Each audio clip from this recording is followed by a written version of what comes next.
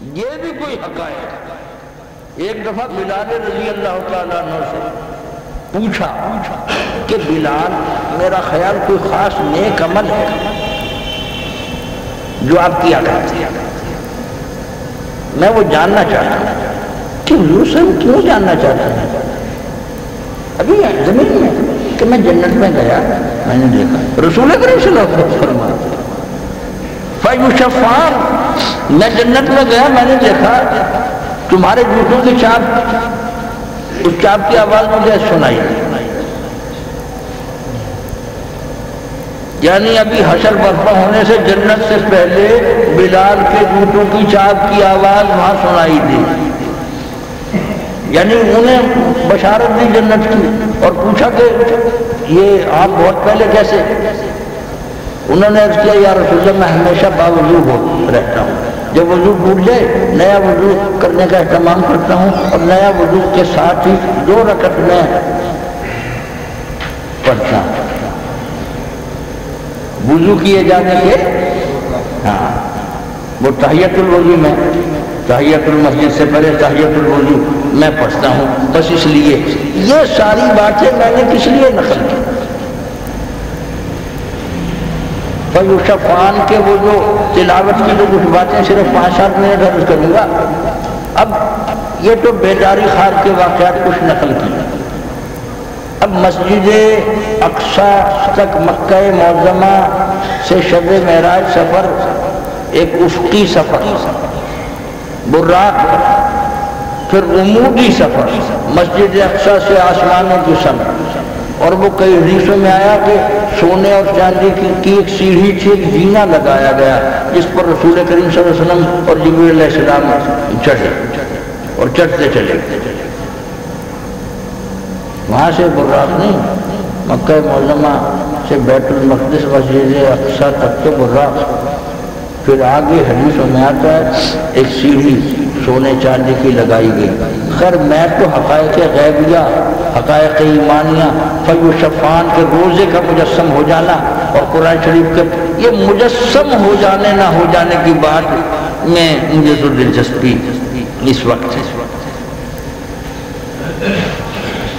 مسجد اقصی میں پہنچے، امام الانبیاء ہوئے. اول تو میری حضور کی نمازی ہاتھ مستقبل کہاں رہا؟ وہ کیا پرچائیوں کی امامت کی تھی؟ وہ زندہ انسان وجود نہیں تھی؟ اور سارے انبیاء کے پیچھے تو آدم علیہ السلام موجود، جناب سیدنا نوح علیہ السلام موجود، جناب سیدنا ابراہیم علیہ السلام موجود، جناب سیدنا عیسیٰ علیہ السلام تک 1,24,000 کو ہوئے سارے موجود. ایک وقت میں ایک جگہ میں مختلف زمانوں کے، مختلف زمینوں کے، مختلف اقوام کے، یہ مختلف و مختلف چیزیں ان کے درمیان ہیں. وہ سارے اختلافات ختم، ایک بلکی میں سب کچھ جذب. وہاں امامت فرما رہے، وہاں امامت فرما رہے ہیں. میرے آپ کا بھائی آپ کو مستقبل کیا کرے گا؟ یہ ٹھوس بے ٹھوس کیا کرے گا؟ سورج بے سورجی کیا کرے گی؟ رنگ بے رنگی کیا کرے گی؟ آواز بے آواز کیا کرے گا؟ گرم سرد یہاں کرے گا کیا؟ اور ہم کہتے ہیں کہ بس یہی کیا کرتے ہیں اور تو کچھ ہوا ہی نہیں کرتا. اور یہی تو یومینا بالغیب نہ ہونا ہے. غیبی حقائق کوئی حقائق ہیں ان کا ادراک احساس نہ ہونا تو اور مادیت پرستی کس کو کہتے ہیں، اور الحاد کس کو کہتے ہیں، اور ظاہریت کس کو کہتے ہیں، اور کفر کس کو کہتے ہیں، اور اس کو کہتے ہیں. اور میں اور آدمی پھر 24 گھنٹے اسی میں ہی ہوتے ہیں. تو اب ہم ہیں کیا؟ قانونی سطح پر تو مسلمان ہیں، ویسے قلبی سطح پر ہم ہیں کیا؟ ایمانداری سے سوچ لیں، بولنے والا بھی سوچ لے، سننے والے بھی سوچ لیں. امام الانبیاء جب نماز پڑھا کر باہر تشریف لائے، کچھ حدیثیں معراج شریف کی، کیونکہ روزہ نماز شفاعت کریں گے. روزہ اور قرآن کا پڑھنا سننا اس کی تو حقیقت ہی یہی چیز ہے. یہ ذوق کی تخلیقی تو ان سے ہونی ہے. اس ذوق کی تخلیق ہو چکی اور تخلیقی جو کی تھی اسی کا تو انعام پر جو شفاعت ہے. تو جس چیز کا انعام ہے وہی چیز میں عرض کر رہا ہوں. جبریل علیہ السلام ایک پیالہ شراب کا لائے، ایک پیالہ دودھ کا لائے۔ کچھ حدیثوں میں تو یہ آتا ہے، کچھ میں آتے ہیں کہ 3 پیالے لائے، دودھ کا اور شراب کا اور پانی کا۔ کچھ حدیثوں میں آتا ہے دودھ کا اور شہد کا پیالہ لائے۔ ایک حدیث میں آتا ہے کہ شراب اور دودھ کا لائے، ایک میں آتا ہے دودھ اور شہد کا لائے، ایک میں آتا ہے دودھ شراب پانی کا لائے۔ بہرحال حضور صلی اللہ علیہ وسلم نے نہ شراب نہ شہد نہ پانی، 4 چیزوں میں یہ 4 چیزیں آتی ہیں۔ دودھ کا پیالہ حضور صلی اللہ علیہ وسلم نے قبول فرمایا، دودھ کا پیالہ نوش جان کیا۔ جبریل بولے کہ آپ نے فطرت کی راہ پا لی، یعنی طریق دین ربانی کے صحیح راہ پر چلنے کی یہ علامت تھی دودھ کا پیالہ پینا۔ یعنی وہ جو بے جان چیزیں ہیں، بے جسم چیزیں ہیں، صرف ہم تصور خیال کی چیزیں، دکھائی نہ دینے والی چیزیں، چھونے چکھنے سونگھنے میں نہ آنے والی چیزیں، وہ چیزیں بھی اب وقت نہیں ہوتا ہے کئی حقائق دین کے سمجھنے ہیں۔ یہاں جو کچھ مادی ہے یہ عالم مثال برزخ کی تصویر ہے۔ یہاں جو کچھ ہم کر رہے ہیں نا اس وقت میں بول رہا ہوں، اس کی میرا بولنا شاید عالم برزخ میں اس وقت آم کا درخت بنا ہو، یا شاید کیا کہوں ایک پاگل کتا بنا ہو۔